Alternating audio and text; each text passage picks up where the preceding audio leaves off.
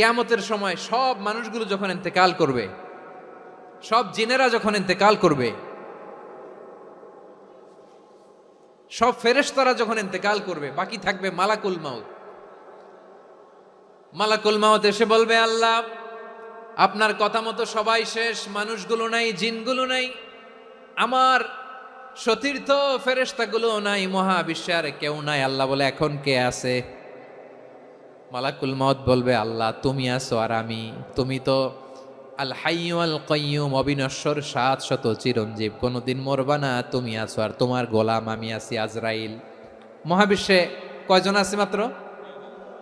জোরে বলেন। এক হচ্ছেন আর হচ্ছে মালাকুল মাউত। আল্লাহ তুমি আছো আমি আছি। আল্লাহ বলবে, ঠিক আছে, এবার তোমার মরণের পালা, মুত ইয়া মালাকাল মাউত, হে মৃত্যুর ফেরেশতা তুমি মরো। মালাকুল মাউত আল্লাহর আদেশ বাস্তবায়ন করতে যে বিকট একটা চিৎকার দিয়ে মৃত্যুবরণ করবে। ওই চিৎকার দুনিয়ার মানুষেরা, চিৎকারের আওয়াজ যদি দুনিয়ার মানুষেরা শুনতে পেত, দুনিয়ার মানুষের প্রত্যেকের কানের পর্দা ফেটে মুহূর্তের মধ্যে সব লাশ হয়ে জমিনে পড়ে রইত। ভয়ঙ্কর চিৎকার দিয়ে মালাকুল মাউত বিদায় নেবে, কেউ নাই। এবার বলেন তো, মহাবিশ্বে মহাশূন্য, কেউ নাই, উপরে নিচে সামনে পেছনে ডানে বায়ে কোনো সত্তা, কোনো জীবিত সত্তা আর আছে?